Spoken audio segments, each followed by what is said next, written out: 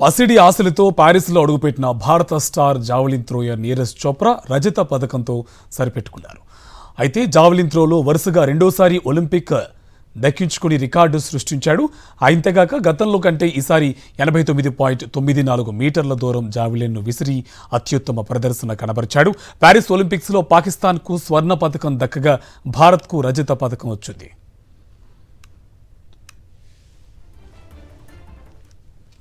Paris ఒలింపిక్స్లో silver medal సాధించిన నీరజ్ చోప్రాను అభినందించారు వైఎస్ఆర్సీపీ అధినేత వైఎస్ జగన్. జావలిన్ త్రో ఈవెంట్లో రజతం సాధించిన నీరజ్ చోప్రాకు అభినందనలు తెలిపారు.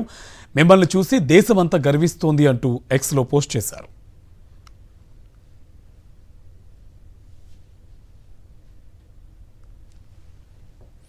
మరోవైపు భారత స్టార్ రెజ్లర్ వినేష్ ఫోగట్ కేసుపై నేడు కోర్ట్ ఆఫ్ అబ్రిటేషన్లో విచారణ జరగనుంది. అధిక బరువు ఉన్న కారణంగా ఫైనల్కు అర్హత సాధించని ఫోగట్ సెమీస్లో గెలిచేందుకు సిల్వర్ మెడల్ ఇవ్వాలని పిటిషన్ వేసింది. ఇక దీనిపై ఇవాళ విచారణ జరగనుంది.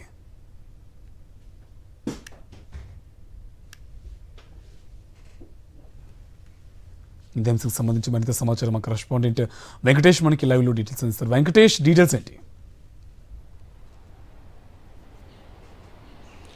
నీరజ్ చోప్రాకు ఒలింపిక్స్లో మరోసారి పథకం దక్కింది. ఆయనకు సిల్వర్ మెడల్ దక్కింది. వరుసగా 2 సార్లు ఒలింపిక్ పథకాన్ని దక్కించుకున్నటువంటి క్రీడాకారుడిగా ఆయన రికార్డు సృష్టించారు. అయితే బంగారు పథకం తేలేనందుకు ఆయన విచారం వ్యక్తం చేశారు. తన ఆట తీరును మరింత మెరుగుపరచుకోవాల్సినటువంటి అవసరం ఉందని కూడా ఆయన వ్యాఖ్యానించినటువంటి పరిస్థితి. సో మొత్తానికి 89.94 మీటర్ల దూరం ఈటెను విసిరి ఆయన 2వ స్థానంలో నిలిచారు. మొదటి స్థానంలో పాకిస్తాన్కు సంబంధించినటువంటి అర్షద్ నదీమ్ మొదటి స్థానంలో నిలిచినటువంటి నేపథ్యంలో మొత్తానికి భారత్ వరుసగా 2వసారి జావెలిన్ త్రో రంగంలో ఒలింపిక్ పతాకాన్ని సాధించి ఒక రికార్డు సృష్టించినటువంటి పరిస్థితి. సో మొత్తానికి ఒలింపిక్ క్రీడలో ఈసారి గతంతో పోల్చుకుంటే ఈసారి భారత్ కొంత భారత క్రీడాకారులు అనుకున్నటువంటి తీరులో ప్రదర్శన కనబరచినటువంటి పరిస్థితి మనకు కనబడుతుంది. అలాగే ఇటు కొద్ది దూరంలో అదనపు బరువుతో పథకాన్ని కోల్పోయినటువంటి స్టార్ రెజ్లర్ వినేష్ ఫోగట్ ఈరోజు ఆమె కేసుకు సంబంధించినటువంటి విచారణ జరగబోతోంది. సో వినేష్ ఫోగట్కు సంబంధించినటువంటి కేసును ఈరోజు కోర్ట్ ఆఫ్ ఆర్బిట్రేషన్ విచారించబోతోంది.